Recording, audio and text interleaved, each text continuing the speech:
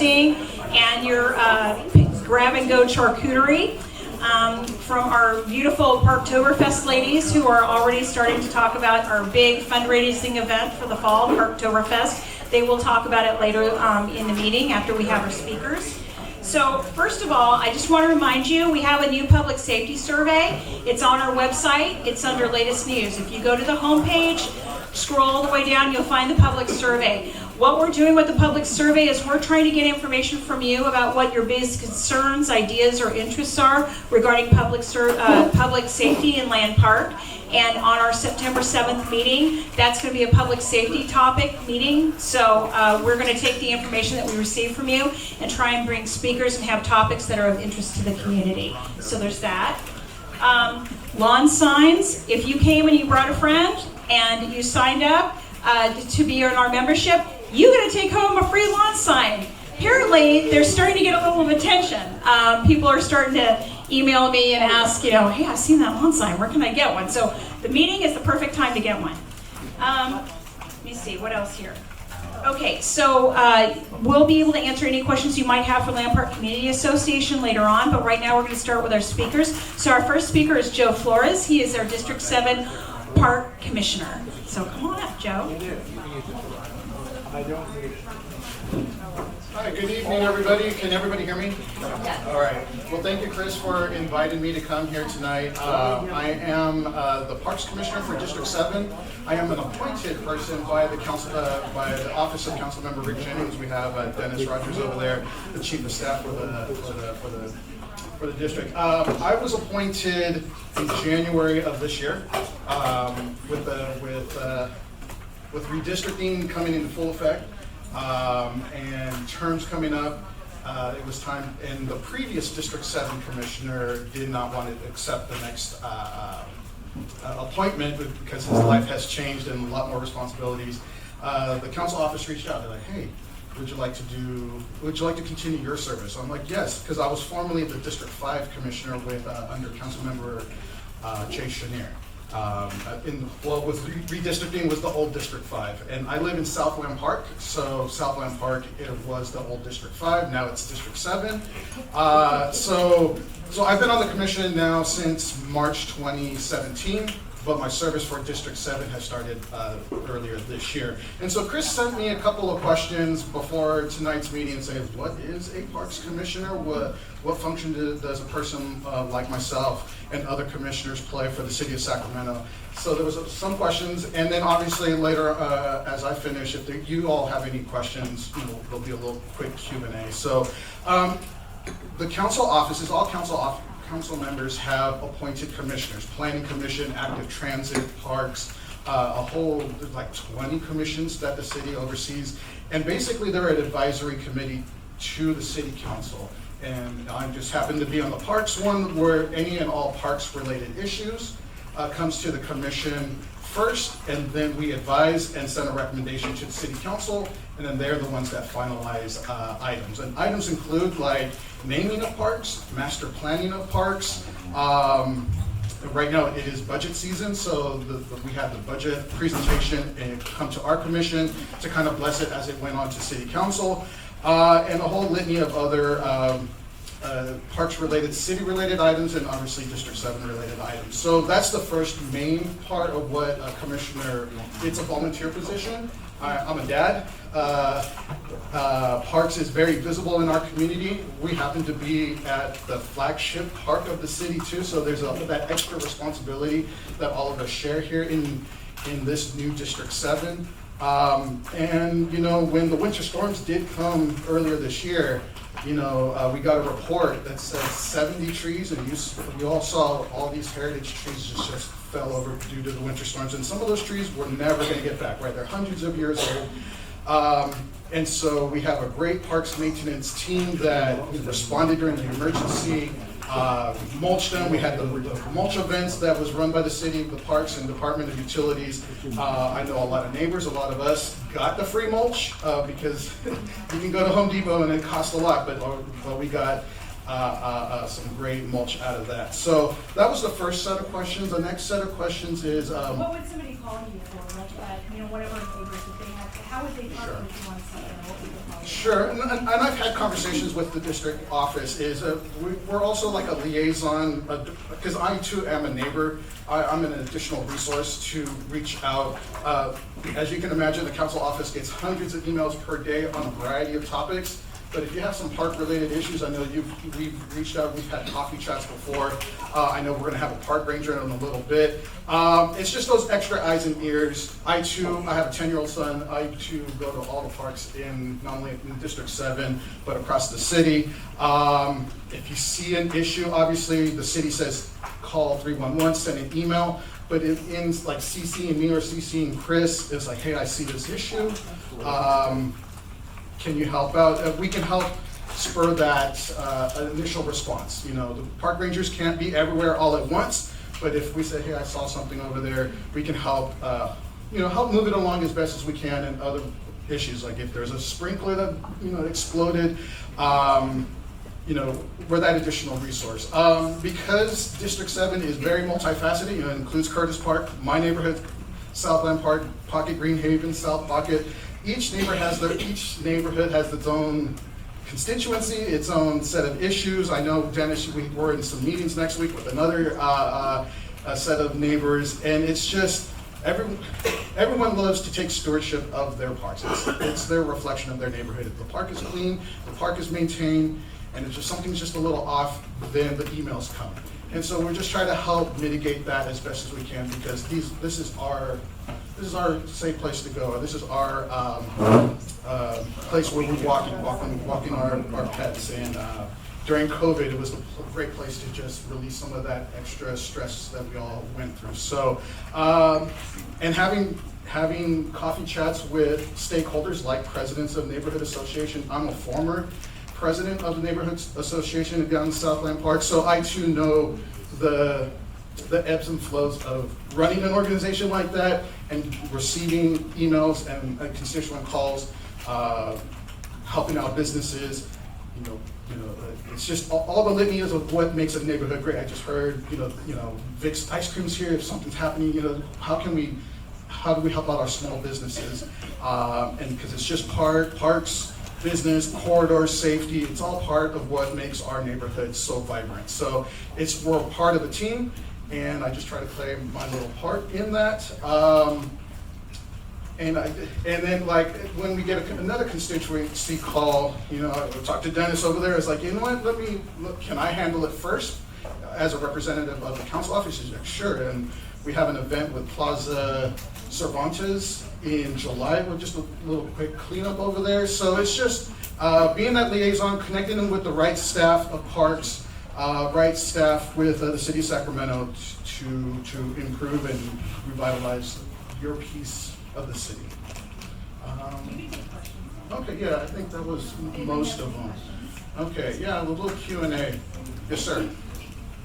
Before COVID, Art and another member and I met several times, and I think it was over in East Sac at an old school, that was recycled into something else, to talk about the weekend impact to the neighborhood, Southland Park, Land Park, of the complete closure of the park for bicycle races, for running races, for dog races, and trying to get some idea on what's a reasonable number of times to shut the park down. And I think COVID probably ended those meetings, and they haven't started up yet. But the impacts, and people don't realize that the impacts on the edges, the perimeter roads, when the center of the park is shut down, is unbelievable. Because people who normally go through the center are now forced to go down the outside someplace. And I was wondering, we were going to try and find out what a reasonable use of the park was a number of times a year of shutting it down, and what the impact was every time it was completely shut down. Right. Is there any discussion of that going on? Well, it's a balance, right? There's a lot of great organizations that do have great events during the weekend, right? Like the half marathons and all the fun runs and stuff like that, that people come to this particular park in general, and I know this park is very vast, and the Panhandle Park and by the City College and stuff like that. So it is how can I say this? It's a conversation between the council member office, the Parks Department, and the neighbor constituencies, and other relevant stakeholders like faith-based, our local schools, like kind of game planning is like, hey, on the calendar, when are the major events coming in? And so there is that, ebb and flow of what used to be and what is now the new normal. So it will always be a fluid conversation with all relevant stakeholders. And then it's also, maybe the city sometimes is not the best in messaging, but that's why having stakeholder meetings and groups and some of those constituencies coming to like Land Park Community Association say, hey, in March, we're gonna have this, just FYI, and just to have that extra courtesy. So it's a balance between a little of all. I know the parks, they receive all the applications. They don't automatically accept all applications because there is multiple conversations to be had, because they do see the master calendar is like, well, there was an event the week after, and there's an event a week after. So there's it's case by case, it ebbs and flows, but that requires great communications between all of the stakeholders. And I know that's not particularly answering your question, but it is a fluid conversation where an organization like this is part of those conversations, and as more information is freely shared. And I know being a liaison between the council office, the department, and the neighbors, I'm in that flow chart of the nexus of stakeholders to try to make sure information is being shared in that respect. Yes, So, sir. following on to that and following on to this gentleman's question, is the idea of limiting some of the events in the park one of those points of discussion that you talk about in communication and stuff like that? That's a great question. Limiting. Obviously, during the COVID season, there was no permit officially that happens, and now as everything is almost back to normal, and now the department is just getting an influx of event requests all throughout the city, and especially this area. So they take it at, like I said, it's a case by case. It's not necessarily first in, first out type. Applications are approved, but like I said, they see the number of applications at the locations and the dates, and then try to work with, like I said, the right stakeholders to.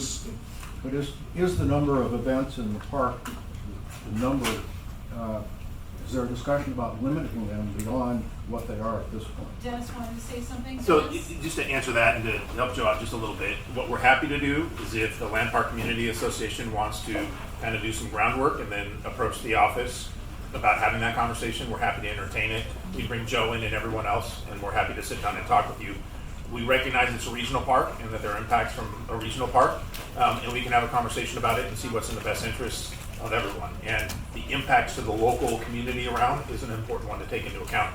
So if you want to work through the Land Park Community Association, if there's enough interest in doing that, then they can approach us, and we're happy to engage on that conversation. Thank you, Dennis. Yep. Sir in the back with the glasses. Yeah, actually, those events pay fees that help pay for supporting the park. So those fees are really important to park maintenance. Thank you for your comment, ma'am. Yes, back at that, I think the same meeting that gentleman back there is referring to, we spoke to, LPCA spoke to at that time, giving every other weekend a break for this park, as far as park closures affecting businesses around the park and so on. That was on the table at that time. And like I said, the conversations between all relevant stakeholders and calendaring and what best works with all partners is a consideration. And we know the neighborhood impacts, vehicles, trash, and all that stuff. That is all part of the calculus in trying to master calendaring events. Sir. Different subject. Sure. We have a wonderful little loop in the park, goes around the golf course. And a couple of years ago, they put out cones as an experiment. I think it was part of a citywide Safe City, State Streets project. And immediately it was a hit. Everybody was walking their dogs, riding their bikes, doing little laps in this. And then the project ran out and it disappeared. Is there any chance of taking that further? I mean, permanent paint, the idea that it's 2-lane, one-way road with very little traffic, half of that road could be painted green, so it was only pedestrians and bicycles, and could be a really nice asset. And are you talking about Sutterville? No, it's the loop around 18th, Oh, okay. 19th, yeah. The loop that goes along the 2nd fairway and the 8th fairway and it finally hits 14th, and that's the problem. There's a little bit of traffic on 14th, of course. But if it was all painted off, it would be a really nice asset to the park, and it would. And Dennis, correct me if I'm wrong, and that may have been like a piloted effort with twice removed city council member. Now we're with Councilmember Rick Jennings. So it may have been a particular project under a previous council member's office that helped with the constituency, and now Rick is now the third in a handful of years representing. So the conversations could be had with the new council district office too. I'm sure there's notes somewhere, or they can speak to previous staff that said, hey, how did that go? What were the best practices, and how can we revitalize and respark that? We were all asked to give feedback, and I think the feedback was really positive. And I believe, and I see Dennis standing up, that there's a little bit of lost in paperwork in between representatives of previous council districts. Things like that are fantastic ideas, right? How do you activate the park? How do you make it more pedestrian friendly, bicycle friendly, all that stuff? Again, one of the things that I would just suggest is that working through the Land Park Community Association, you can just come in together and saying, here's what the Land Park Community Association supports, and then we'll sit down with you and we'll start seeing what we can do and can't do. Because one of the things that we like to do is to make sure that there's broad and deep community support for something, especially when you're talking about taking something and changing the current use of it. So I'm assuming that it's going to be great, because that sounds great. That's like something I want to do. I need to walk a bit more, and my wife continually reminds me. So if you work through Chris and the Land Park Community Association, and you guys come up with a formal position and say, hey, we'd like to do this, then we can get Joe the first part of it. We can work with the Parks Department, and we can move forward on that.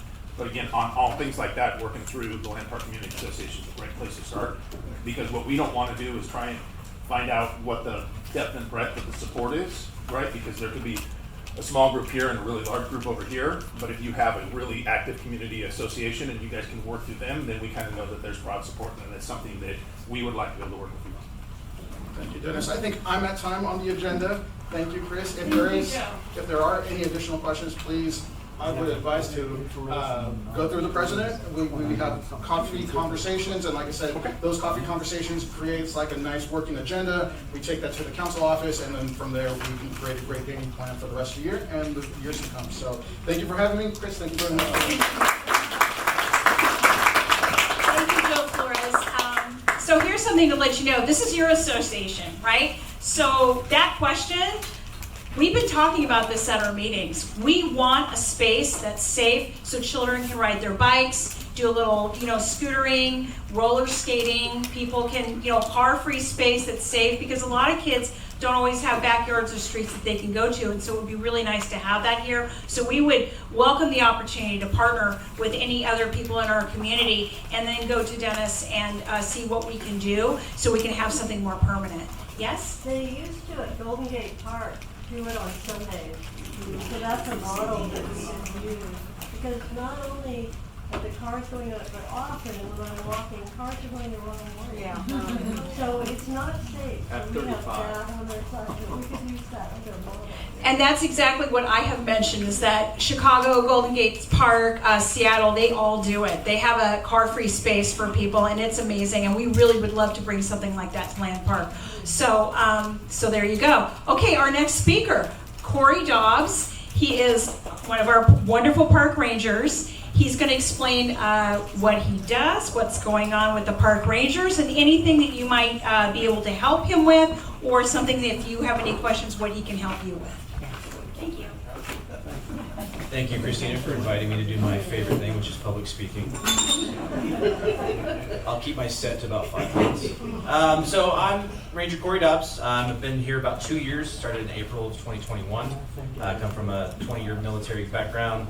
Used to fly helicopters in the Navy. Before that, I was a construction manager and a security forces member in the Air Force. That's a little bit about me in a nutshell. I come to Sacramento with my wife. She works at CalSTRS. We moved up here for her, so she followed me around for 20 years, and now it's my turn to follow her. That's a little bit about me. So since joining the Park Ranger Division here at Sacramento, I've found out we're tiny but mighty. There are currently 13 active employees. That includes 9 sworn rangers like myself, who are actually police officers assigned to the park. We do not carry firearms. We carry everything but a firearm. So you'll see different tools on my tool belt right now. My radio, which is blowing up, turn that down. We carry tasers, pepper spray, baton, and it's basically a pepper spray gun and shoots little spicy air balls. That can only get you so far. So if we encounter something that's a little bit more dangerous, that might require some additional help, the Sacramento Police Department's always willing to help us, and they're always nearby. When we're on the same frequency, same computer system, so they come out and help us. So those 9 sworn rangers, we're not assigned to any particular area of the city. We're covering all 280 and counting parks that we have. So at any given time, you're only going to have 2 rangers active in your entire city with our current staffing. So those 9 rangers are supported by 2 supervisors, which do supervisory stuff. They're usually not out patrolling and fighting crime like we are. And then 2 assistant rangers that help us with permitting, permit disputes. They do everything besides like write tickets because they're not sworn. They're assistants. Open gates, lock stuff up. They can give verbal warnings to people. Hey, put your dog on a leash, kind of thing, but they can't write tickets. So those 9 we'd like to see grow. We've asked for 2 more this year.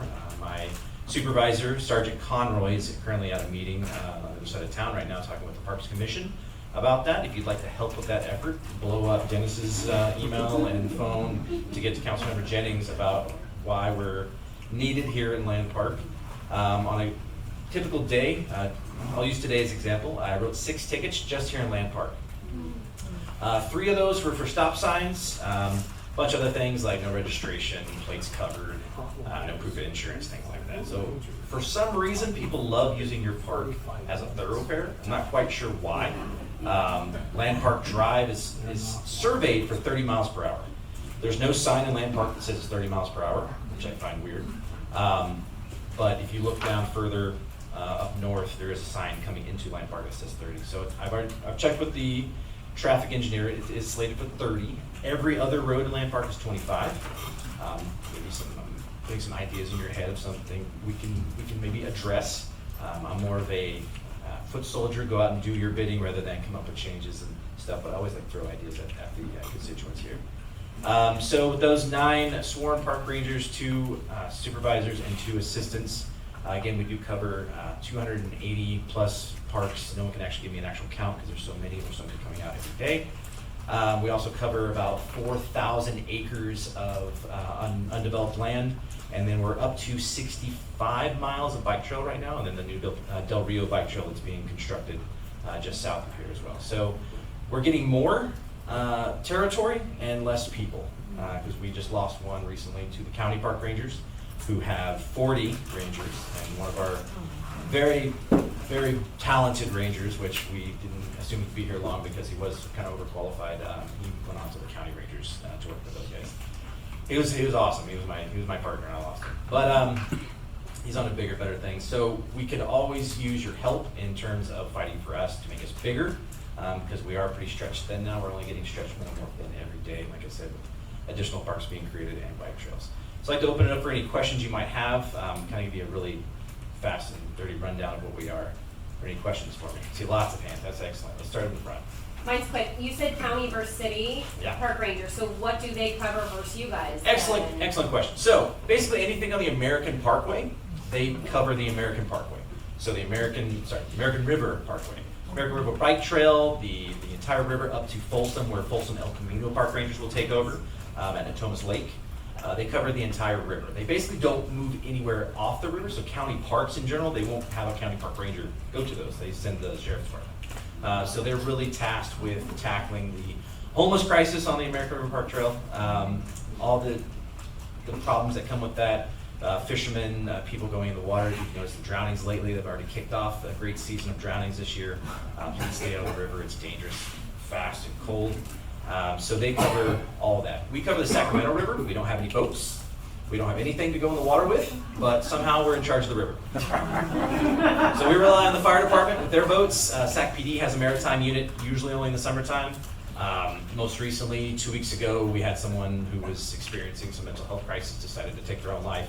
Went into the water, and all I could do was sit there and watch. Luckily, we got that person out of the water with some help from some bystanders that I was able to talk to with my handy-dandy PA system on my truck. So that's all I was able to do. So we don't have any kind of watercraft whatsoever. We have no air units, so we rely on PD and fire for all those resources because, again, we are small. We only have what the Parks Department will buy for us. Yes? Given how stretched thin you are, how often are you actually in Land Park? I try to be here as much as possible. So Land Park is one of the only parks where we actually charge our time to individually, whereas other parks we just put down what district we're in. So Land Park we specifically charge, hey, I was there for 3 hours today. I've been told there's a pot of money somewhere that time gets drawn from. So we're careful to spend at least 1 or 2 hours here every single day because it is so important. It's such a large central park. If you were to talk about what's the biggest park or what's the most important park in Sacramento, people would naturally say Land Park. So we try to spend as much time here as possible. It is one of our only parks with a lot of miles of roads. Not all of our parks either have dedicated roads to them or the roads are kind of like on the outskirts of the park. This one I can definitely say, hey, I'm going to do traffic stops here because this Land Park Drive is in Land Park. 14th Avenue is in Land Park. So the PD allows us free reign to do any traffic enforcement here as well. So. Yes, sir. Yeah, thank you. That does bring up a question.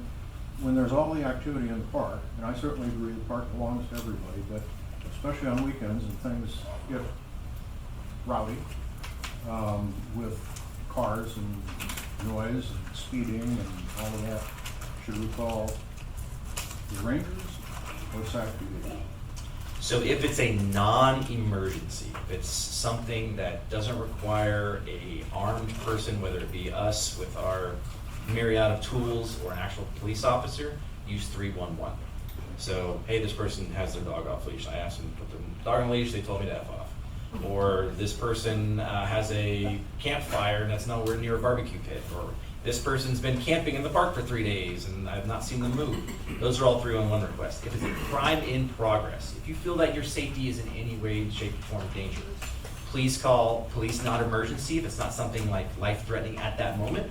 Or call 911. Don't be afraid to call 911 about somebody breaking into a car or, a kid loose in the street and there's no parents nearby. So we use the same dispatchers as Sacramento Police Department and Fire Department uses. They will send out a ranger if we're close by. If we're preoccupied, they'll send out PD. So 311 for any non-emergency, routine, run-of-the-mill things. Like I said, dog off leash is one of our #1 non-routine stuff. And then 911 or police non-emergency. Does everyone have the police non-emergency number? I'm going to give it to everyone right now. I can get the right one. I'm not going to give you the back one. That one's just for me. So the police non-emergency number is 916-808-5471. 5471. So that goes to the exact same office that your 911 dispatchers are at. And those people that sit at that desk that answer that phone are trained to elevate it if necessary. If you call them, hey, I'm getting stabbed, this actually does happen. Hey, I'm getting stabbed, and they call the non-emergency number. They're like, okay, great. And they'll just flip a switch and it goes right to the emergency line. And the emergency operator takes over. So you can use that number, and if they determine like, hey, this is more important than what you're kind of leading on to, they'll elevate it and send out emergency responders. Does that answer your question? Yes. All right, sir. Yes, ma'am. Say that number once more. Please. 916-808-5471. Police non-emergency. If I may, if you call 311. So when they get around to it, because they also respond out to PD anytime PD has like a traffic stop where they're arresting somebody and they also have a dog in the car. That's now priority 1 because that dog has to be taken because PD's now sitting there waiting, or city resources waiting for animal control. Slow priority, I marked it with some yellow tape so they know where it's at. Hopefully we'll take them out tonight. So any animal related stuff, 311 as well. More questions, I love them. What do you think is the top crime or issue in Land Park specifically that needs to be addressed? Asking my opinions now. Uh-oh. I get in trouble here. This is being recorded? So the number one issue, like total, or are you talking about crime? Crime? Well, I can tell you what we do and statistically. So number one crime in Land Park, it's gonna be traffic related. So it's not like person-on-person crime. So it's gonna be vehicle code related stuff. That's only because we've stepped up our enforcement and now we have those metrics. I've done over 250 stops just in this park since I started. Before that, there were like 1 or 2 a year. So now I've kind of artificially increased those just because we've increased our presence. But aside from that, the number one crime probably just be loitering after dark. It's a low-level infraction, but it is something that we have to deal with.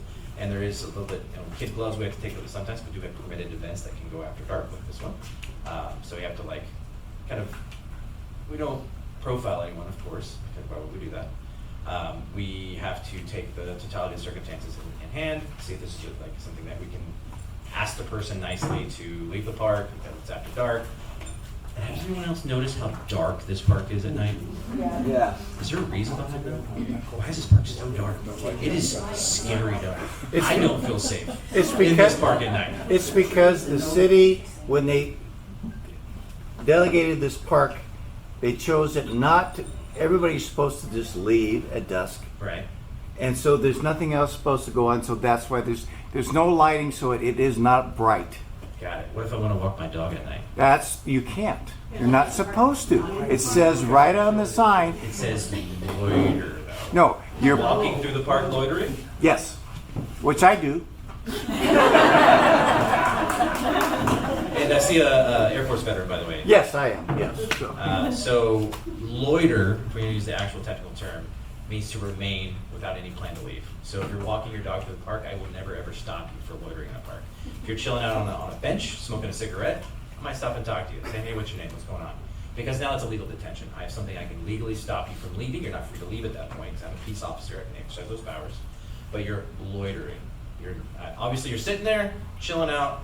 What's going on? If you're walking your dog, walking your kids, biking through the park, skating. If you want to skate at night, I guess not very smart, but that thing, I'm going to let it slide because you're moving on through. Driving through the park is allowed, correct? It's not loitering, right? You're traversing through the park. Now, if you stop, pull over, come back here behind Fairytale Town, we're gonna have a talk. Okay. Why are you here at night? Okay. What's going on? Yeah. I've caught lots of different things going on in this parking lot here. You can only imagine. Some funnier than others, some more serious that take up more of my time than I'd like. But things do happen, and I think it's due to a lack of lighting because crime loves darkness. Yeah. If I'm a criminal, I don't want lights. What do I have around my house at night that trigger automatically? Lights. Because criminals hate lights. They're like reverse moths.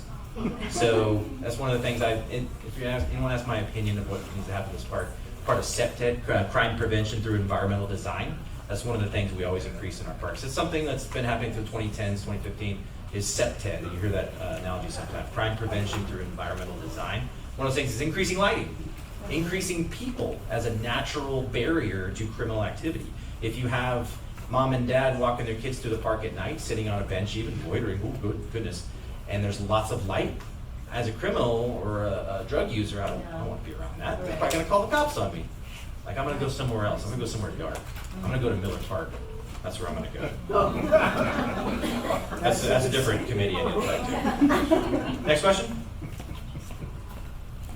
Do we have a time limit, Christina? No, we have somebody who's coming. She'll be here in a few minutes. Fantastic. I'll kill time. So go ahead. Go for it. Keep them coming. For me, the biggest problem for Land Park is the homeless penetration, and it's kicked up in the last 2 weeks, a month.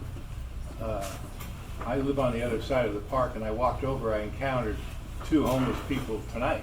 One of them just right out in front of Fairytale Town here. I see them regularly as I go through the park walking my dog. I talked to one of my neighbors, and she says she no longer, sometimes when there's homeless in there, she will no longer walk in the park, even though she has a dog. She goes over and walks on the city streets. And think about that for a while. Somebody doesn't use the park because they feel threatened when they go into the park to walk their dog. I ran into another, just today, later today, I ran into a neighbor. Our dogs played for a while, And she said she was chased by a homeless guy. And the only reason that she got away is the neighbor was near a street, came out and helped out and stopped that from happening. So another point I'd like to make, that I've never seen a homeless person in Doco by the Kings Arena. There's no tents there, there's nobody sleeping on the ground. So to me that says it's a matter of enforcement. So what Land Park is at least as valuable to the city as Doco is. So why can't we have the same enforcement here that is at the Kings Arena? And we're trying.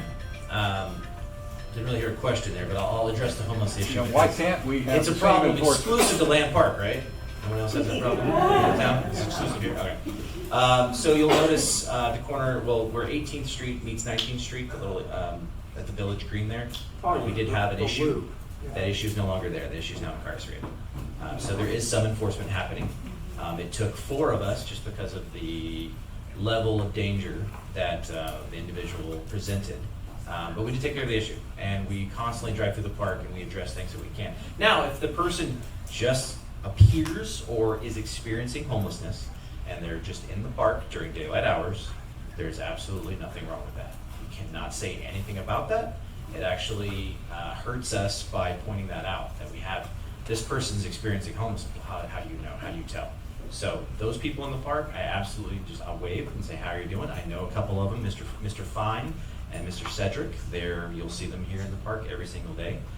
We do keep an eye on them because they are low-level offenders. They haven't done anything violent or anything like that, but we do keep an eye on them, and we'll constantly remind them. Mr. Cedric does like to camp out in the bathroom occasionally, and I'll go in there and I'll make sure he's not sleeping in there again. And then, again, try to push them towards that help that the city offers, some of the city services. Unfortunately, with mental health being the way it is, it's hard to get some people to accept that. So we do what we can within the limits that were presented by the city and by law. But after dark, absolutely you can call that police non-emergency number and say, hey, there's an individual in the park. It's a non-emergency, right? You could call 311 if you're more comfortable with that. I highly recommend the police non-emergency number because it goes directly to any park ranger that's on duty. It goes right to our computer, just plops up and goes, hey, can you go to this? Absolutely. If we're not available, they'll send PD out eventually. It's a low priority call, but they'll send somebody out. So to address the homeless issue, we do keep an eye on it in the Land Park. We do ask people after night, we question who they are, what they're doing, we run the background checks, find out if they have felony warrants, take them in on those warrants, kind of cleans the problem up. If they don't have warrants, then we send them on their way, issue them citations so we can keep an actual paper trail. Okay, it looks like we have one more question over here. It's not a question, I just wanted to thank you for enforcing the traffic law. You're welcome. It's actually our pleasure. I'd like to do a little stinker. Have you ever heard of a cop doing a traffic stop without a gun? I've done 250 of them. All right. Christina, thank you for inviting me out today. All right, well, thank you, Cory. We appreciate your time, and have a lovely evening. Thank you. Park safety at cityofsacramento.org. Park safety at cityofsacramento.org for any questions that you have after this. Goes right to our email box. Thank you. So just to let you know, it is budget season, and maybe next year the LPCA will be able to give you more of a heads up, but it is so important to let your city council know that we want to support our park rangers and our maintenance, and we want more. We want more support, and we want them to be fully funded so they can do their job properly. Okay, so the next group that we have is we're going to have Land Park Soccer come and speak. Monica Robinson is going to talk about that. Thank you all for coming. We really appreciate it. So, I might have met some of you at the last meeting. I am your public safety and events, even though I'm not dressed like I'm going to Oktoberfest currently, but I will be, you better believe it. But also, I'm very passionate about sports. I grew up playing soccer here. I did Greenhaven soccer, then I did Sac United. My kids do Land Park soccer and SSA, which is Land Park's kind of competitive league. My son's currently playing All-Stars in the park for baseball, so sports are near and dear to my heart. And that's kind of why I want today's conversation to be about our fields. Our fields are in pretty terrible conditions. I've played soccer in the United States. I've played in Germany, and I will tell you, the worst fields I've ever played on are in Land Park, well, and then Phoenix in the summer, but that's a whole different conversation. So we could do better, and we are going to do better. And I kind of have a plan, along with some of my fellow soccer and baseball parents, to get us there. So Sam Lamb, she's on the Land Park Soccer Board. And then we have a parent, Regina Metzger. She's a good friend of mine. She is as involved as a parent in baseball and soccer that one could possibly be. So I learned a lot about how we allocate money and permitting to our soccer fields and baseball fields. One goal I have is that we work with Mr. Jennings' office and the city council to designate more space in our park behind us to sports. So we lost a lot of trees, obviously, this winter. Now is the time to start mapping out some fields and planting trees around where we can add some soccer fields, baseball fields, that then can also be used as rugby, lacrosse, you name it. Because currently we don't have very many, and Sam's going to talk about that. So that's a goal that we have, that we are looking forward to working with Mr. Jennings on, and also maintaining the fields. These nonprofits actually maintain their own fields. So with that, Sam, would you like to come talk?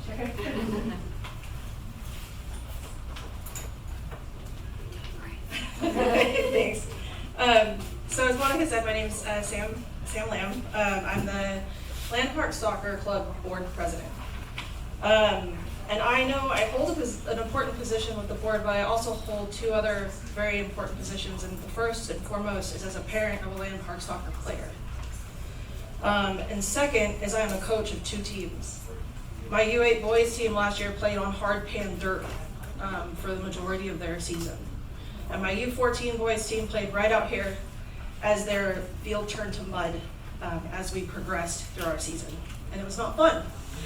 And I have had to field questions from little boys and big boys alike as to why they have to play on fields that look like ours versus the other clubs that we go and play against, and how beautiful their fields are. And that's a hard question to have to answer to little guys that just don't get it. So Land Park Soccer is 100% volunteer ran, from coaches all the way up into myself and the board. We do not have any paid staff that helps us with this.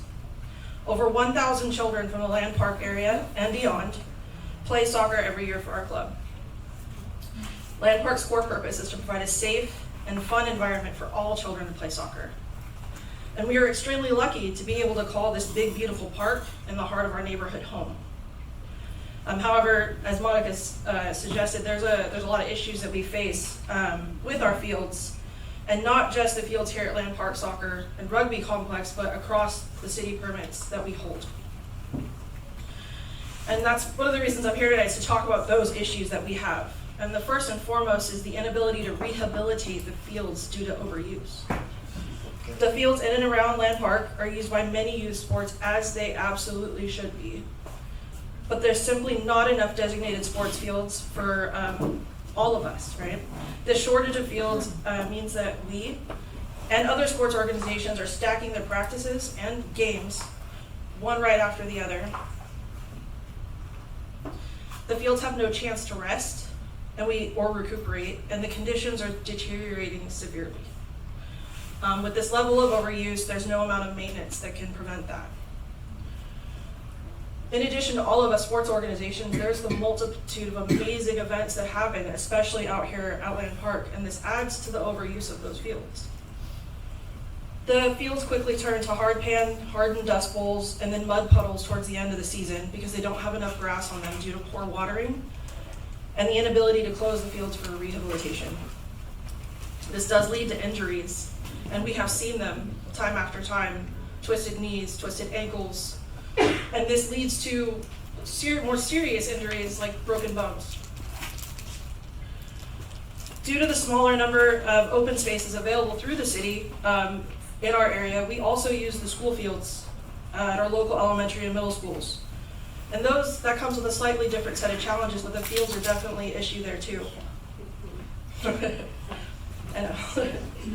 And the other issue that we face is the potential to lose families that live and work here in Land Park and the surrounding community to other soccer clubs that have the opportunity to have access to more parks and athletic fields that are seemingly better maintained than ours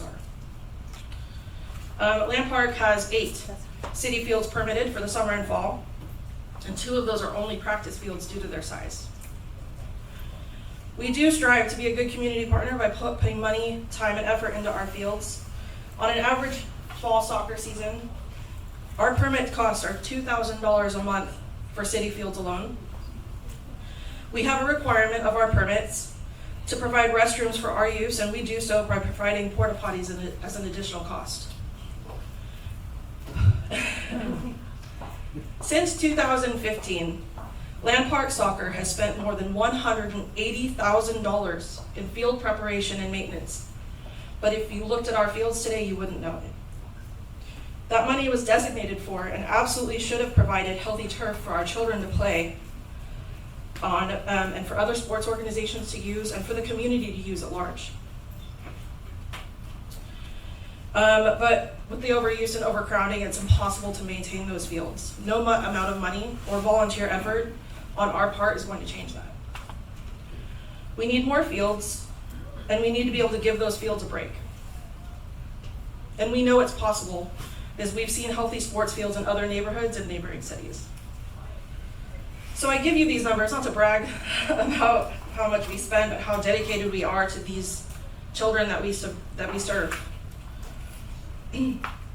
We're happy to contribute our time, our money, and volunteer efforts to the improvement and maintenance of the city sports fields, and we're happy to continue sharing them with the other sports leagues and general public as a park space. We believe in healthy parks for everyone and are proud to contribute to that. But our current efforts and investments are going to waste, and we need the city and community's help to fix that. So we want this to be a beautiful place where not only soccer benefits, but rugby, flag football, volleyball, and baseball. And while I can't personally speak for those organizations, I have had conversations with people that are in those organizations that strongly suggest that this issue affects more than just us.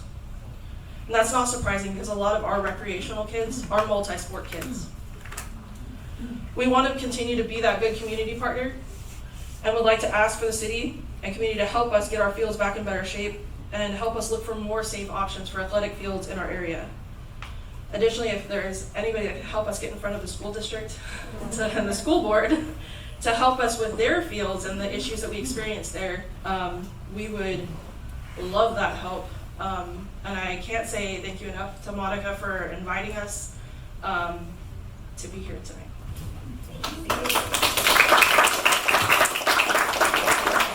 I'm going to work on definitely the school district, but we know that's like an onion, so maybe I can peel a few layers off, but we'll see. Regina, do you want to give us just your... Yeah, I'm loud, Yeah, you're sorry. So my name's Regina. My kids are in Land Park Soccer, SSA, and baseball. I'm a board member for Land Park Little League. And just a perspective of our fields versus other fields. I think we kind of all know that. I saw a lot of head shaking and understanding this.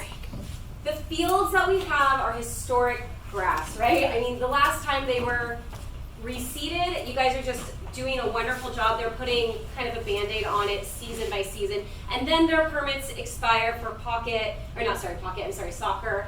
And then rugby comes in the winter. And when rugby plays in the winter, the grass should be dormant, and we should be able to have grass that can be dormant and still play on. So in a perfect world, this and different areas are designated with the right type of grass, something that does not have to be seeded all the time by our lovely board members. As far as baseball, just a perspective, we have city fields for baseball, and that is not necessarily a concern right now. We take good care of that. But we also have Dooley Field, which is owned and kind of ran by the church, okay? It cost us over $15,000 to winterize that. If you go and look at that field, it's beautiful. It's gorgeous, please go, playoffs are tomorrow, okay? But that's $15,000, and that is a time where we can close it off for months at a time, right? Baseball season ends, we can close it off and it can recuperate. This is not an option, and it's a disservice to our community. I grew up in Elk Grove. Our kids have played in pocket, and they're wonderful. I looked at pictures the other day of my kids playing overtime, and it was green, green, green land park fields that were quite brown, okay? We've been there when the kids roll their ankles. My child had 2 emergency visits for getting bit by mosquitoes because we have pools of water in a lot of our areas. The mosquitoes are just festering under there. It's rough. And you guys know that, so I don't want to bring it down there. But just what it takes and what our ask is as a community member, the right type of grass, the right maintenance, and it will take care of itself to some respect. We can't have crabgrass, we can't have the type of grass that's just growing and doing maintenance on top. Okay? Thank you, that's all. Regina. Thank you. Great passion. You know the schedule better than me. Is that it? Okay. That's it for, and so our goal is if people are behind us on this, to work with Mr. Jennings' office. I know I played sports with his kids and we grew up a few doors down from him, so I know sports mean a lot to him. So that's our goal. And I will actively advocate for some of these areas where we lost trees to put some sports fields in and put some trees for the parents on the side and the grandparents to keep us cool. But so yeah. Great. Yeah.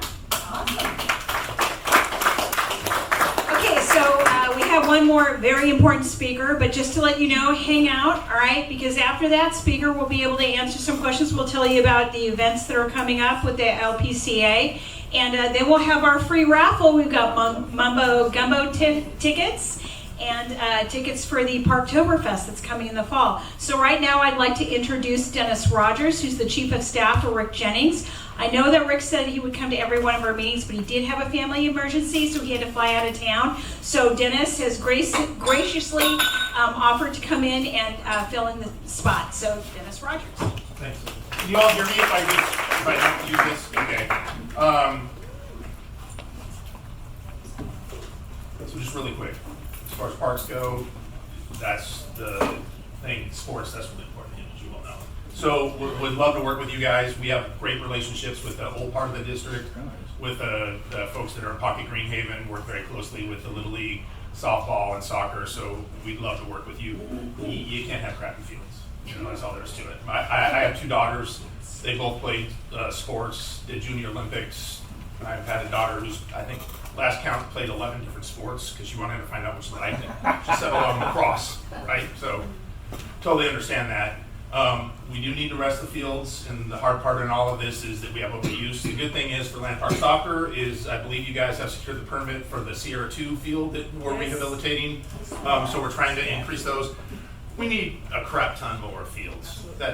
There's just nothing about it, right? And so that's one of the things that's really important to him. He and another council member, Eric Guerra, have asked for an audit of all the fields to kind of understand where they are and how we can bring them up to spec. And we want to work with you guys similar to what we do with like Green Haven Soccer, our Pocket Little League, to when you guys put in investment into the field, then it should be returned, right? The field should look nice, all those things. So look forward to doing, just, we'll work with you on that. Schools, we have tried, I can't tell you how long trying to get the schools to do joint use. It took almost 6 years to get a joint use for one field through the school district at Susan B. Anthony Elementary School in the middle of Meadowview when Mr. Jennings' district used to go into the Detroit neighborhood. And it took us 6 years to get the school district to agree to do that. We tried to do that for for Pocket Girls softball, where we offered the school district that we would pay all the expenses, we would pay for the rehabilitation and everything else if they just gave us the opportunity to permit the fields after school and on the weekends so that we could have Pocket Girls softball there. And it never went anywhere. We even got it in the budget. We got it passed by the budget, so we had cash on the dollar, or cash on the barrel. Isn't that the same, cash on the barrel? And it didn't go anywhere. We were hoping that some changes. There's a new school board member in the Pocket Green Haven Southland Park area, which may be helpful, but we're happy to help with that as well because, the kids aren't different. At 3 o'clock in the afternoon, the same kids that are in the school district now just become sports kids, right? And so there's no difference in the same tax dollars, although they flow through different governmental entities, are the same tax dollars, and so we should be able to use that. So Just a clarification, our schools are very kind and are giving us the use. It's just that they turn the water off all summer and we're on winter. So just to clarify. Yeah. They are kind and give us use. The principals have been pretty wonderful. Well, so that's good to hear. They don't So, just give it, so it's basically. Oh, I'm so sorry. I'm sorry. They allow us. oh wow, Thank you. they permitted for They it. permitted How's for that? us. So like we talked about, just really quick that I want to cover. Budget season is right now, and for Rick, the number one issue is public safety. So we just had the Rangers speak. 2 new Rangers have been put into the budget for this year. So we're going to get 2 additional Rangers. In talking to the director of parks, one of the things that she told us is that we need an addition of 13 overall staff members to kind of get to the level that she wants to, inclusive of the 2. So now instead of 13, now it's 11. 10 Rangers, inclusive of the 2. 2 kind of the private security, not private, I think they're called park security folks, and those are the people that like post and do all the other stuff, and then a chief. And so right now 2 are in there. Rick is going to ask next week during the budget discussions to actually authorize the chief position because we need an ability to plan, right? Right now, all the Rangers report up through the assistant director to the director, and there's no manager that's trying to make sure they understand what's going on in managing those folks. And as you well know, with 280 parks and youth and everything else, there's no way to do it. So we're going to try and ask for that. And then hopefully over the next 3 budget cycles, we'll be able to hire 2 to 3 Rangers per year to get us up to the staffing level they need. The number one issue when we reviewed the budget and it really upset Rick was 4 years ago, the Rangers were averaging 200 calls per year, and it's projected to be 500 calls per year next year. So that's why he really made a stink to get 2 in, and that's why he wants to hire more, because we got to get back down to the level, because not only have the calls gone up, but the complexity of the calls have gone up, right? So we need to be able to make sure of that. He wants to protect the public safety budgets and figure out a way to hire additional police officers. Unfortunately, we have 101 vacancies today. So the council's authorized 100 additional police officers, and we can't hire them. So it's not an issue of investing in the department. It's not an issue of authorizing positions. They're there. We're just having a hard time attracting. So the one thing that I just wanted to spend just 2 or 3 minutes on is what Rick asked for last Tuesday. We had an update on Measure O in the city-county homeless agreement. And you have to forgive me. I think I am going blind. If I don't put glasses on, then I can't read a single thing. But the hard part is I have no idea if you're angry at me, or you're happy. I see just kind of fuzziness when you're, so I'll have to do this after I talk. So there's something called the 4x2 right now. So that's 4 city council members, 2 county board of supervisors, and they're the ones that are talking about that. Rick is not a member of the 4x2. The problem is the Brown Act precludes a majority of the council talking to itself, because all activity has to be done in public. So Rick doesn't get any updates, doesn't have the right person to respond to and take those off and put it into an alternative 911 response so that police officers can go and deal with criminals, and the DCR can go and deal with folks that aren't criminals that maybe like be having a mental health breakdown or something like that. A homeless response, and so he asked for a report back on when we're going to get back to the way they were originally structured. Excuse me. So I'm blind and I have allergies. So my wife's a lucky lady. And that's really important, because as time progresses, if we're able to take 5, 10, 15% of the calls out of the 911 queue from the police department and put it into DCR, then that means that you have more police responding to fewer calls, and it works out for everyone, right? So that's why that's important. And then the last thing that he asked for, and then this is... I have a quick question regarding that. So the DCR, how does that impact the fire department? Because what I'm seeing is the fire department actually has more calls now. Both. It'll impact both. So ideally what happens is... So the firefighters are going to get more calls after Measure O, or I'm... With DCR, because DCR is not a part of Measure O. DCR is something that the police, the council did in response to 911 calls and trying to get the non-emergency 911 calls out of the public safety arena inclusive of the fire department. So hopefully what happens is it limits the amount of the fire department responses as well, because you have a trained social worker or mental health person that can come to deal with it. Great. Right? Ideally, that's what we need to. What is VCR? Department of Community Response. Yes, sir. Hi, thank you. It's Dennis, right? Yes, sir. Dennis, I'm Harry. I've known Rick since our kids were playing ball together down in the park area. I have great respect for him. I'm delighted that he's our councilman at this point. The one thing is, perhaps you could have gathered from a number of the earlier questions, is concerns, at least it's my concern, I can't speak for my neighbors, is traffic and speeding. And my wife Karen and I live down at 11 and Land Park Drive. We've had 3 serious accidents at that intersection since we lived there for only a few years. This is all preliminary in my question, if you'll bear with me. There's a crosswalk down there, you take your life in your hands.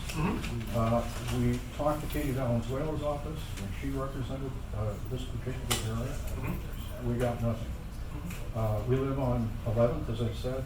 It's a freeway between Land Park Drive and Freeport Boulevard with one stop sign, especially during rush hour. People are driving 40 miles an hour. What is Rick's plan for helping us out with traffic safety? So if I can, Sure. I'm going to finish the homeless stuff, and then I'll come back to traffic. I didn't Because mean- I have some answers. Okay, good. And I have some action items that he's taken in another community that he wants to replicate here. I'll take the answers anytime. So, and the last thing is about enforcement, and I only use that at this term this one time so you remember it. We're going to change it to compliance. And the reason why is that how many people are renters, just out of curiosity? Okay, and there's nothing wrong with that. And then homeowners, how many are homeowners? So your behavior is regulated by the city in relationship to the property you live at. You cannot work on your car in the street or in your driveway, it has to be in your garage. You cannot just leave trash in your front lawn. You're not allowed to have the weeds grow. We will actually come and say, if you don't cut the weeds, we will pay someone to cut it and put a lien against your house. Right? From Rick's perspective, he wants to use the same kind of compliance mechanism for those that are unhoused and wants to define what you can and cannot have and to try and remove all the trash and everything else that you see and make sure that they have safe places to be in because of the federal government or the federal appellate court's decision in Martin v. Boise that says they're entitled to be on public property. And sir, you asked about DOCO. DOCO is private property and therefore it can be enforced on public property, we can't. Really, all of Delco is there? Yeah. And so the Penal Code 602, which is trespassing, they've signed on it, our officers can enforce it. So if Land Park was private, we'd be able to enforce on it, but it's not. We can do that. Yeah, that's not a bad idea. There's the Land Park Trust, which I don't think would allow us to do that. But, so the only reason I'm doing that is it's not because we want to criminalize homelessness. If in Rick's mind, what he is mainly concerned about right now is that we have, through the city-county partnership, an active path to the creation of additional units and services. What we are not doing is enforcing compliance that is impacting individuals' quality of life, impacting folks' businesses, and lots of other things associated with that. And so what we're going to do is bring forward to the council a plan that talks about enforcement. It was agreed on by the entire council, so June 27th. And it will include enforcing the ordinances that are already on the books. For example, this park, all parks in the city of Sacramento close at sunset. You are not allowed to be in there. If you are a homeless person, we don't have to ask you, would you like services? We can just say it's time for you to go. Critical infrastructure, the same thing. If you're on a levee, if you're on a canal, if you cut into the fence on a pump station that we use for flood control, all of those things. Sidewalk ordinance. People need to be able to walk on the sidewalk. We want to have a parallel enforcement discussion at the same time that we're providing the services through the city-county partnership. Right? So it's not just to say, hey, we're going to toss the unhoused to the side. What we're going to say is, we're providing this other stuff. We also need to take advantage of the fact that we have opportunities to try and increase quality of life for other folks. right? So it's a balance. Make sure that I said, I make notes so I don't have to remember things. Yeah, so that's from homelessness. Can I ask a quick question about that? Yeah. Who would be handling the compliance? Would it be the DC? No, DCR, DCR. currently and under the agreement, they are the ones that try and get people into services. It will be the police department and the code enforcement board. So are you all concerned, given that we just heard about, and you mentioned, we have 100 open police officer roles, we have a shortage of rangers. Are you concerned about their ability to carry out those? Yes. plans? We are, but that's part of the budgetary process is additional resources. We're adding 2 more rangers. I talked to the Parks and Recs director today. What she told me is she's not having it's not as difficult for her to hire park rangers as it is for us to hire officers. So if she gets 2 additional, she'll be able to bring them in. Her ultimate ask is an additional 13 people, inclusive of the 2, so 11 on top of this. We've asked for a plan from her that over the next 3 years, what would it take to get you fully staffed so that we can staff up over the next couple of budget seasons to be able to do that. So, yeah, I am. I mean, I'll be, but we have to change kind of the attitude of the city, which is compassion, which is what the city-county agreement is, with a recognition that there are impacts, not only to the folks that are unhoused, but to the folks that are housed and that live and they don't want to have all the ancillary stuff that happens there. And so we're going to try and find that balance, right, within the law as it goes. I saw some hands. I thought you were first. Why are the rangers not armed if they're sworn police officers? I don't have an answer. Okay. I have no idea. Because what I see happening is somebody gets in, they're not armed, they really want to do the job of a sworn law enforcement officer, and they leave to the county. We just heard about that. So I think to a certain extent, the person who left to the county, it was a unique situation, but when I talked to the park director today, she said she's not having a hard time with attraction and retention. Because I asked her that directly. Oh, well, that's good. So that's what the about safety of the officers? I mean, that would scare me if you're doing the same job as a city cop at a stop sign, and you get out and you have nothing except you look like you've got something. So I agree with you. I don't have an answer. And I can follow up. I'll give you my card. I can follow up, and I can tell you historically why that's been and why the park rangers in Sacramento County are armed and we're not. I don't have an answer, but I can ask the question. Craig, did you want to say something? I can tell you that is the training is different because the city police department and the highway patrol, everything goes through a different training. Yeah. The parks do not. Yeah. They do not have to. They We're do not. talking about post-certified. Yeah, the post, Yeah. yeah. Yeah. Yeah. But they go through a different. They don't have the. They're not trained to operate the guns. They're not trained to do that part. They're trained for everything up to that part. Send me an email. But that's what they're trained to do. Only reason why I know this is because my nephew is a park ranger. He's a state park ranger. He's trained to do everything. But Yeah. So he told me that. So that's that, and then I come back over here. I think someone had a question. Yes, sir. No, I just was talking about traffic safety. Oh yeah. So I'm going to come back to you. I'm So on the homeless, first of all, you guys have been great. I'm the guy that's been sending in the pictures of the guy that occupied this same table. And we finally got him to leave. Yeah, for 13 out of 15 days, the same guy was there with his tarp and he had trash all over the place, sleeping rolls, all this stuff going on, and he was a real impediment for park use. But you guys have been great. Cory, if he's still here, he was great as well on the thing. But on Measure O, I've just skimmed it, and there's talking there about camping paraphernalia, and there's also talking about daytime use.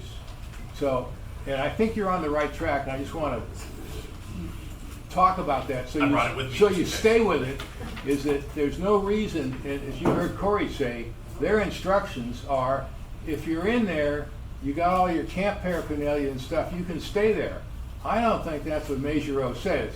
But, we're not going to debate what but Measure O doesn't go into effect until June 21st. Got it. Okay. And so on June 27, What exactly is happening again, and how can we help?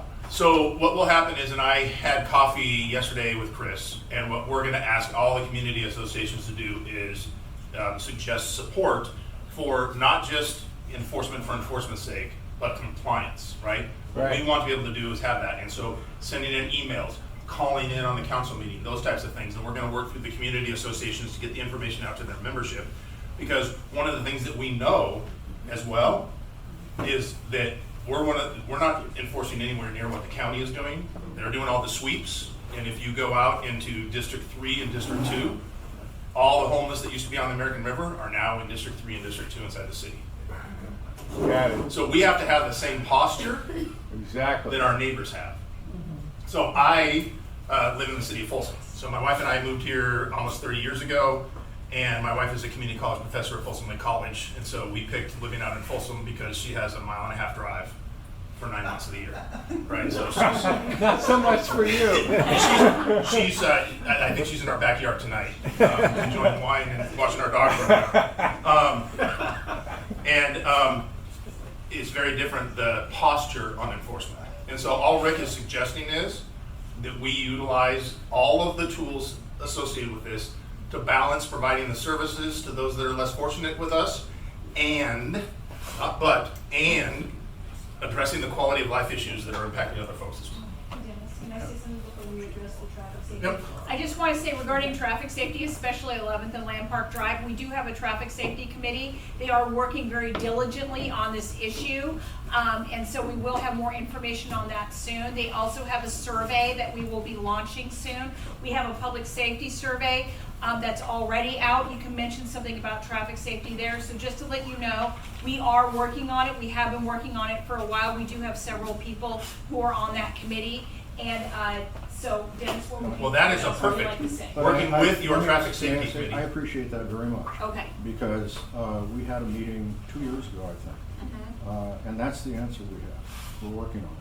I'm not faulting you. I can get you in, that's right, I can get you in touch with the people on our board who are actually, and they would love your feedback I'm and not, well, support. they've had our feedback. Okay. And I'm not. Like faulting you. recently, I mean, we have new people. So let me try to address what's going on, because I'm working with the committee. Okay. I appreciate what you're doing, and you're doing the right thing. But the problem is, somewhere along the line, nothing is happening. Correct. We know that. Yeah. So here's the two quick things that are going to happen. One, we funded in last year's budget, and they just came in. Imagine how long that takes to buy stuff. It's interesting. Speed signs, mobile speed signs, and those are going to go out next week on Land Park Drive. They're going to be at 7th Street and I think 11th Street. It's up. Is it up already? Oh, good. So, yay, Captain Monk. Unfortunately, we're losing him. A new captain's coming in, Zach Bales. But if you go on the SACPD's website and look at Captain Bales' background, very impressive guy, right? He drove tanks and all kinds of interesting things when he was in the military. And we've worked with him before, and he does a good job. The second is Captain Monk's committed for regular spot enforcement on Southland Park in that area. And I asked him to not do education, but to write tickets. So can we get people to actually write tickets, right? Because last time I checked, if you want someone to pay attention to you, you don't say please, you say please, right? I like the money. So we're gonna try and do that. Now to answer a larger question for you, we have in Rick's old district, right? So the area he lives in, Pocket Greenhaven, streets that are very similar to Land Park Drive. If you look at Gloria, if you look at Greenhaven, if you look at Havenside, if you look at Rush River, if you look at, there's probably one more that I'm forgetting. One of the things that he realized that traffic is like a balloon, right? If you squeeze it here, if you put speed bumps over here, people find a way around it, and then the traffic comes over here. Someone, I can't remember who it was, talked about when the center of the park is closed for an event, how it impacts everyone else, right? So that's that balloon squeeze. So what he did was he got enough resources to be able to do a comprehensive traffic study for the entire community of Pocket Greenhaven. And that's coming to the council, I think, at the end of this month, if not the end of July. That takes into account all of that, had a public process. There's stop signs, there's new traffic signals, roundabouts, a different way of doing things. Because Southland Park has the same problems as Gloria, which is sins of the past. The city of Sacramento would never approve a roadway that looks like Southland Park today. It is a highway that people use with lots of driveway cuts on it. It's wide enough if the trees weren't there to land an airplane on, right? So people get on it and go. I will tell you, I drove to this meeting from City Hall down Southland Park. I drove 30 miles an hour. I put on my cruise control. There were a lot of people that I thought I was number one. Right? They were flipping me off. A lot of people. Because I was going 30 miles an hour, which is the posted speed limit. If you drive to less than 40, you've got people flipping you off. Yeah. So whenever I go this way, I look at that. So one of the things that we want to be able to do, and we're working with the group, we've had a meeting with them, they've made some proposals. We have our staff looking at it. What can we do? What can we adopt in that area? But Rick's ultimate goal is to get funded a community-wide traffic study that looks at all the impacts, because he recognizes the squeezing of the balloon. So for example, if you go into Pocket Greenhaven, we had a problem with Matsuyama Elementary School. What is unique today is that the vast majority of schools in the city of Sacramento were built to be neighborhood schools, and now they're open enrollment. So you have 50% of the population driving from someplace else, right? Right or wrong, that's not it. It's just a recognition of what it is. Matsuyama Elementary School was the same problem. We put speed bumps out in front of there to slow down traffic, put a new crosswalk in with a pedestrian island in the middle with a speed bump on either side. All the parents that used to speed down that street went one street over and speed around the speed bumps and come back in. So now we're going to put speed bumps on the other street. That was the genesis of the community-wide study, because he's like, why am I going to do this? You know, it's the insanity and stupidity to just keep moving stuff around. So in answer to your question, we're going to do the stuff right away on South Land Park Drive, try and do something immediately, and then have a bigger discussion that takes into account what we're doing on Freeport and the changes that are happening there, and what's happening on Broadway with the complete streets discussion as well. Just one other question, and I don't want to dominate the meeting by my personal, but what would we have to do to try to get speed bumps on 11th Avenue? Because 10th doesn't go through, 12th doesn't go through. Ours is the only street without speed bumps. Oh, I'm sorry. That's okay. So, so if you're talking about on 11th Avenue, don't hold me to this, because I don't, like, I'm a generalist, right? You know, I'll talk about dogs in the morning, police in the afternoon, economic development, and then like plane overflights, right? It's just, so I don't have the depth of knowledge. But my memory is on that road on 11th, not on Land Park, but on 11th, you and your neighbors can fill out a survey, and as long as, I think it's 80% of the people say yes, then we'll put it in the queue to have speed bumps installed. Okay. If you email me, I'll have Jasleen in our office respond to you with the process to be able to do that. But we have a process. Thank you. Yeah. So Dennis, I think we're done. Wait, Wait. Okay, we'll take two more questions, and then we have to move forward. So go ahead, Kiki. On Measure O, will there be a different complaint line for that? I don't know. But I will tell you, to be honest with you, I haven't even thought about how that's going to happen. Right? We've been working on trying to figure out how we're going to do our compliance side of it. Measure O, we're independent of Measure O. Measure O is something that's going to happen, but we want to be able to make sure that we're doing it. It's not complaint driven, but we're being proactive. So, Okay, and then one more question. Actually, it might be two. One, which is about enough park space. So going back to the beginning, yes, ma'am. That part. District 5 has the lowest number of acres per 1,000 feet in the city. If it's not the lowest, it's the second lowest, and the other one's up in North Sacramento and one of the other lower income areas. Both of those areas are slated for a lot of redevelopment in the next 20 years. But they already have the lowest park space. Part of why Land Park is impacted is because you're pushed up against a district that has a very low ratio of people living right there by the park and having the acreage. This district has a lot more acreage per 1,000 feet than the district right next to you. I would appreciate it if you would work with District 5's Katie Maple. I'll continue to work with her as well in advocating for more park space as the area is redeveloped so that the existing space needs to be increased. You might see less impact on your fields if District 5 had more acres of park space for its population, especially if we're densifying the population. So what I can tell you is that Rick is in support of any way to increase park advantage, especially when it's oriented to youth sports. Because just as an aside, youth sports is what took him from a path where I probably wouldn't be working for him today, and he ended up over here, and so I'm working for him today. So it's near and dear to his heart. Okay, and then my second one, it's kind of a comment, but it's also a question.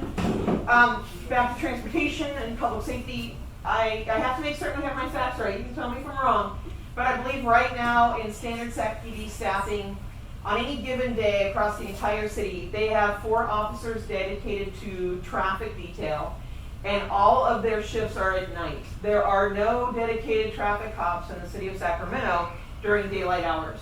It's probably true.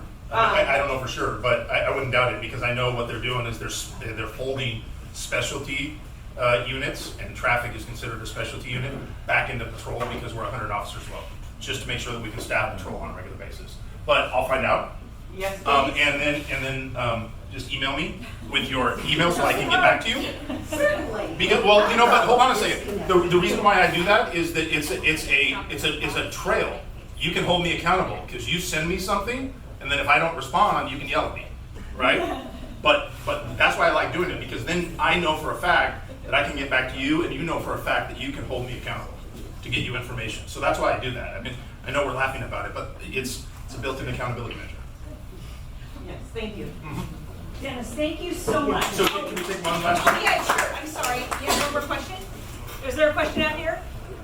Yes. First of all, Dennis, I work for the mayor of Los Angeles, so I know what you go through, man. So God bless you. Thank you. I'm not sure if my neighbors or you have heard about the insurance situation in the state of California. State Farm has decided not to do business in the state of California any longer. What I'm here to tell you, and I'm going to condense this, is that's the first of the domino to start falling. At some point in time, this will hit our counterparts in the condo as well as the condo community first. But it will be coming to us. And as all of us know as homeowners, with no insurance, we have nothing. And that will fall. So I spoke with our president, I'm going to put it in an article, but we essentially have to be able to mobilize and start calling the insurance commissioner. Now, no one likes insurance increases, but rather a 40% than a 6,900%. I'm going to keep it short because I know time is limited. I want to thank Chris for not only taking the article that I left her with from the Wall Street Journal, which somewhat breaks this out, but I wanted to notify the council office about this because it's imperative that that information be sent to various neighborhood associations, because with no insurance, you have no home, and we know what happens with no home. So again, Dennis, I'll take your card. I'll be glad to email you, outline the whole thing. Well, I have to be held accountable because I represent folks who build homes. So Chris, thanks. And again, I want to apologize that Rick wanted to be here. We had already prepped for it, and he ended up buying a ticket on Monday to fly out on Houston. So he'll be here next time. Or some wood, knock on wood. That nothing bad happens again. But we're really appreciative of the forum that you give us, and we're really interested in trying to work with you any way that we can, and really appreciate the passion that you guys show for the community, because it's, you know, the only way that we're going to be able to prove anything is to work together, and the only way you get anything done is by having passion. So I appreciate it. Thanks, Chris. All right. Yep. I gotta tell you guys, I'm really excited about Rick Jennings. You know, he's only been really officially our council member since I think January or February. So, you know, and as you can tell, there's a lot of things that have not been going on, like people have been saying, you know, things that haven't happened for years. We're hoping that these things are going to start happening now, like traffic safety, like things in our parks, so that's really good. So next we're going to have events come up and talk, the fun stuff, but I just wanted to say something in particular right now, and that is, if you don't do this and you have time, I would highly recommend that you Google City of Sacramento City Council meeting, okay? Go on Google, go find the City of Sacramento City Council meetings. You can go look at the prior meetings. You can watch the videos, and you can find out what they're talking about. Look at the agendas. Know when the budget is coming. Know what's on the agenda, whether it's supporting law enforcement with tools or helping support with the parks and talk about the parks budget. You can also look at the board of supervisors. What we're hoping to do here, one of the things we're hoping to do is help to be that connection for you, but we need you to get vocal because there are things going on in the city and the county right now. They need to hear your voices. So please take a little time and educate yourself on that. If you have not, I highly recommend it. Maybe get a glass of wine, sit on your back porch, turn on your laptop and go, okay, what the heck, I'll listen to this. You can always move forward. And you never know, the public comments are very entertaining. So anyway, let's go and have our events committee. Kelly? Hi everybody, how's it going? Did everybody get a raffle ticket? If you have not gotten one, please raise your hand. Kramer will bring you one. Oh, we have one here. Okay, so we are 3/4 of the event committee here. Myself, Kelly Ramos, Kramer Greenberg Stanville, and Monica Robinson.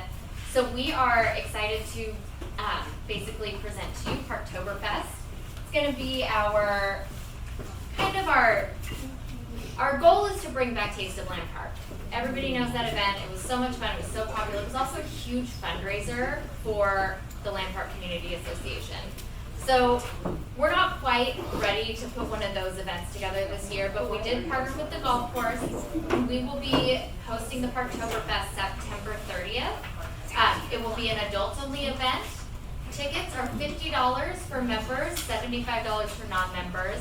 It will be hosted beer, wine, and German food. So we encourage you to come. We're going to put together a fun silent auction.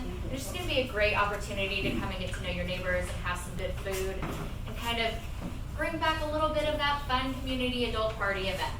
Anyway, so please make sure you're checking our Instagram.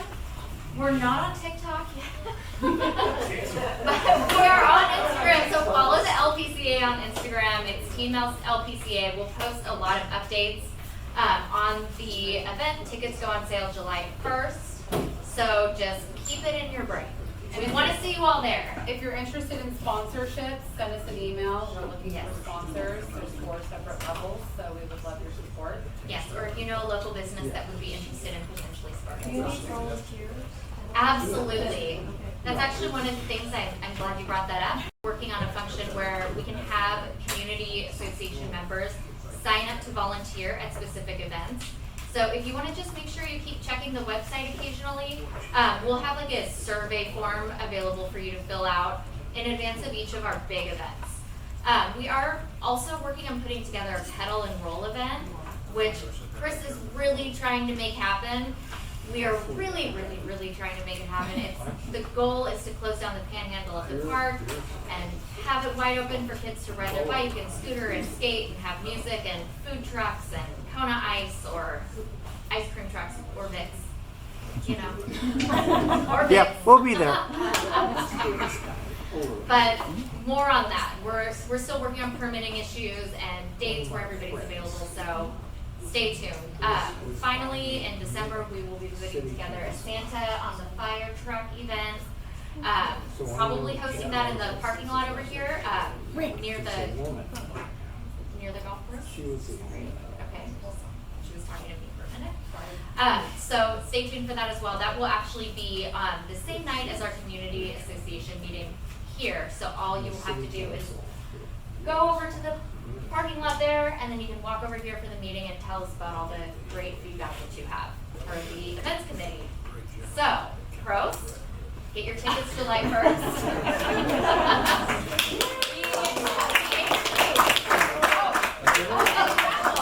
Everybody, okay. Oh, okay. All right, I guess I have to do it myself. Well, wait, what are you giving for the? So the first, okay. Should we do the Mumbo Gumbo tickets first? Yes. Yeah. Okay. First, we have a pair of tickets to Mumbo Gumbo, July 15th, here at Fairy Tale Town. Ticket ending in 653. 653.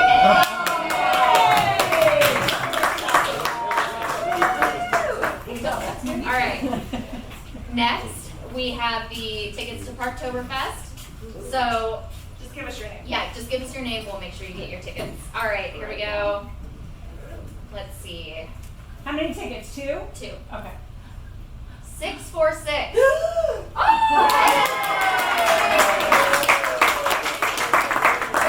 What did it say? I thought I left my sweatshirt here.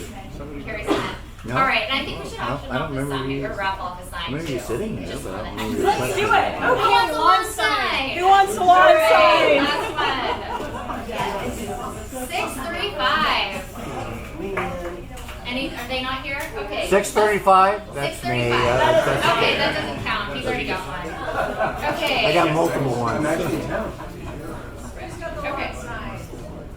672. 672 must be present to win. Okay, never mind. Let's do another one. All right, we've got 2. All right, 670. Wow. Oh my gosh, people bailed. Oh my God. 653. No. I know. 634. Somebody's got to take this side. 634. No? Okay.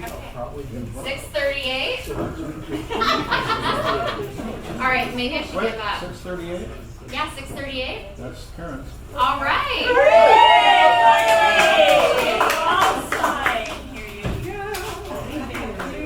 All right.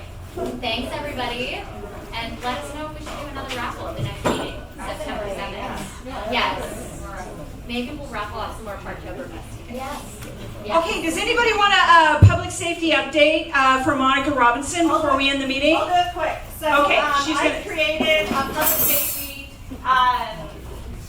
spreadsheet form for our community to fill out. I have about 40 people that have filled it out.